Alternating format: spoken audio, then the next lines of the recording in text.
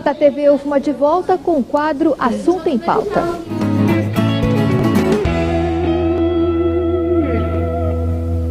Remédios para dor de cabeça, problemas estomacais e dores musculares. Sabe aquela pequena farmácia que todo mundo tem em casa para uma emergência?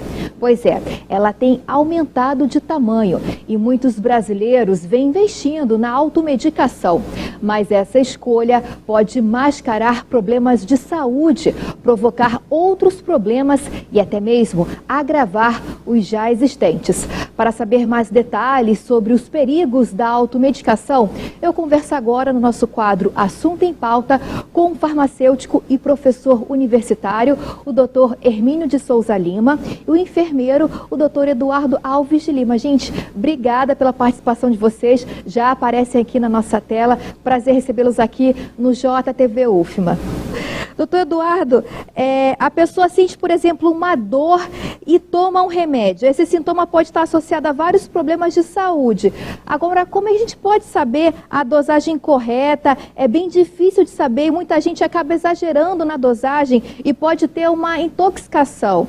Quais os principais sintomas de quem está com uma intoxicação por medicamentos que depois vai lá na farmácia do Dr. Hermínio? Como você falou muito bem, essa automedicação, a medicação às vezes mascara muito, né? Porque ela alivia sintomas. Porém, todos os sintomas, eles têm uma causa, né? Que pode ser uma causa maior. E essa medicação está escondendo aquilo. E o uso contínuo dessa medicação, se a gente for avançar na definição que a OMS diz, tem tudo a ver com a sua pergunta, porque ele diz assim, na segunda parte da definição, ele diz assim, o paciente tem que receber a dose certa, né? Então, aí ele prossegue no período adequado. Quando ele fala período, quanto tempo? Durante quanto tempo você vai usar isso? Né? Então, a medicação envolve isso para um uso racional, um uso adequado, né? Doutor então, Eduardo... esses fatores aí, se o paciente não obedecer, ele corre um risco, sim, de uma intoxicação. Com certeza. Né, de um processo que pode lesionar ainda mais, né, o seu corpo, o seu organismo. Agora, eu me volto ao doutor Hermínio. Há também a possibilidade de se ter de forma segura alguns medicamentos em casa para emergência, né? Quais seriam eles? O senhor está até na sua farmácia, está com medicamentos atrás, porque todo mundo tem aquela famosa farmacinha em casa. Então, assim, se a gente pudesse ter alguns medicamentos, quais que o senhor indicaria, doutor Hermínio? Existem alguns tipos de medicamento onde nós temos no Brasil essa classe chamada medicamentos isentos de prescrição, que são medicamentos que nós temos no dia a dia, um antiácido, uma dor de cabeça, medicamentos para curativos em geral. Esses medicamentos são os comuns de nossas farmácias no dia a dia em casa. Mas todos os medicamentos em geral, eles têm, na verdade, na sua volta, riscos, e riscos muito grandes. Podem causar, depois da forma como está usando, mascarar situações de doenças mais graves ou qualquer outro sentido. Aí onde entra o papel do farmacêutico, uma boa orientação, o contato da comunidade com o farmacêutico, isso é importante, porque principalmente medicamentos que são polimedicamentosos, ele não pode sair misturando. Imaginemos só, o indivíduo tem problema com osteoporose, ele não pode usar cálcio. Se avança uma medicação, uma vitamina à base de cálcio, ele pode sequestrar esse cálcio, a forma como ele está usando. Então, é bem interessante esse papel do farmacêutico no dia a dia, com contato com a orientação mesmo da população em geral. Doutor Eduardo, quais os principais órgãos afetados pela automedicação? Na sua rotina de trabalho, você consegue perceber uma certa resistência das pessoas para procurar ajuda médica preventiva e ainda no início dos primeiros sintomas? Olha, os órgãos afetados, né, são aqueles onde a medicação tem um primeiro contato. São os que os sintomas primeiro aparecem, que são o quê? Estômago, intestino, né? São as vias ali quando você faz a automedicação, né? Pela via oral, né? Que é a maioria das vias, né? E aí você tem sintomas de irritação gástrica, né? Irritação intestinal, onde as pessoas acabam que confundindo e aí se medicando com outras coisas, né? Então, assim, os anti-inflamatórios, os antibióticos, né, são um pouco mais controlados por receitas, né? Mas outros medicamentos, e são os que são, às vezes, muito mais agressivos para a mucosa gástrica, né? Que causam todos esses sintomas. Com certeza. Agora eu me volto de novo ao doutor Hermínio para saber uma questão também que é sobre o descarte correto dos medicamentos vencidos. A maioria das pessoas joga fora no lixo doméstico.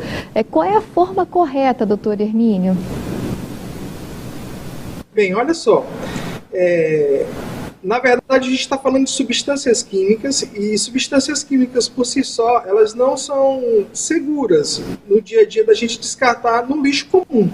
Vamos pensar comigo, se eu descarto um antibiótico, esse antibiótico ele é para matar o micro-organismo, mas se ele é usado de forma indiscriminada, eu crio resistência numa bactéria. E na melhor das hipóteses, eu jogo no meu lixo que vai cair no lixão e alguém vai se contaminar com essa bactéria vai parar num posto de saúde, de repente contamina mais gente e a gente tem uma população toda contaminada com uma bactéria super resistente a um antibiótico que eu descartei no lixo.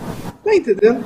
Então, existem na verdade duas leis muito recentes de 2020, do ano passado, e nós temos uma nossa lei também municipal, que é um pouquinho anterior, na verdade, ela é a 6.721, de 11 de março de 2020. Ambas pensam da mesma forma, uma é federal e a outra é municipal. A nossa municipal se antevia um pouco, mas está dentro do compêndio normal de descarte dos medicamentos. O que preconiza, então? Farmácias, clínicas, hospitais, pet shoppings e aí, em geral, distribuidoras são responsáveis, a partir de 2020, com um prazo de 2 para se atualizar, para que haja, então, um recolhimento desses produtos que estão vencidos, aí do restinho do medicamento e tudo. Como é que vai ser feito, então, esse processo? Vai ser recolhido, uma logística reversa. Lógico, o cliente vai devolver para as farmácias, então, vão encaminhar para o processo de incineração, depois com o processamento e aterro classe 1, que no caso são de produtos perigosos. Mas como eu faço no meu dia a dia, então, em casa, se sobrar um pouquinho? Se por acaso eu tenho algo brando, o ideal é fazer um descarte apropriado para esse medicamento. Já temos algumas farmácias no Luiz que já fazem esse processo de coleta e de logística reversa nesses medicamentos para que não haja uma poluição. Lembrando, quando eu jogo uma pomada fora, ela é rica em óleo, e óleos, eles vão, de certa forma, contaminar os lençóis freáticos. A gente tem contaminação. O antibiótico pode criar resistência. Medicamentos, eles são substâncias químicas que podem contaminar o meio ambiente. Então, o cuidado total, ele é preciso, sabe, nesse processo. Com certeza. Doutor Hermínio, doutor Eduardo, queria prolongar a nossa conversa, mas infelizmente o nosso tempo em TV é curto. E eu queria que cada um de vocês deixassem, então, uma dica. A gente falou sobre os riscos da automedicação, vamos lembrar que a gente está vivendo uma pandemia, né? Então tudo isso é importante. Então eu queria que vocês deixassem uma dica para as pessoas que estão em casa, fortalecendo mais uma vez esses riscos da automedicação, começando pelo doutor Eduardo. Como nós estamos nesse momento onde as pessoas estão buscando muito essa automedicação, né, por conta dessa pandemia, não só de medicamentos, mas também de complexos vitamínicos, né? Importantíssimo lembrar, E nós estamos tendo, sim, casos de excesso de suplementação que leva à intoxicação, que também leva à intoxicação, né? Então, meu apelo aqui a você, minha orientação a você, é que você procure realmente um profissional que lhe oriente, né? Profissional médico, nutricionista, o farmacêutico, para que ele te dê um norte correto dessa utilização. Obrigada, doutor Eduardo. Doutor Hermínio, a palavra é sua. Ok. A lembrança da pandemia ela é bem pertinente. Eu convivi muito tempo e estou convivendo com esse medo do dia a dia do hospital, do posto de saúde. As pessoas estão com medo de ir lá se consultar porque tem medo de se contaminar. Então, o que eu falo então para a população em geral como farmacêutico? Gente, na farmácia é um posto de saúde avançado, onde você pode ir e ter informações técnicas precisas, não só sobre medicamentos da minha farmácia, mas o meu medicamento que eu uso no dia a dia. Então, a busca por um profissional farmacêutico para uma orientação técnica apropriada de como usar, como evitar interações medicamentosas, qual medicamento que eu posso usar e como usar, da melhor forma que pode ser usado, ela é imprescindível. Lógico, não descarto a fala do Dr. Eduardo, onde a procura de qualquer outro profissional na área de saúde, com suas habilidades e capacidades, não sejam imprescindíveis, muito pelo contrário, são importantíssimos.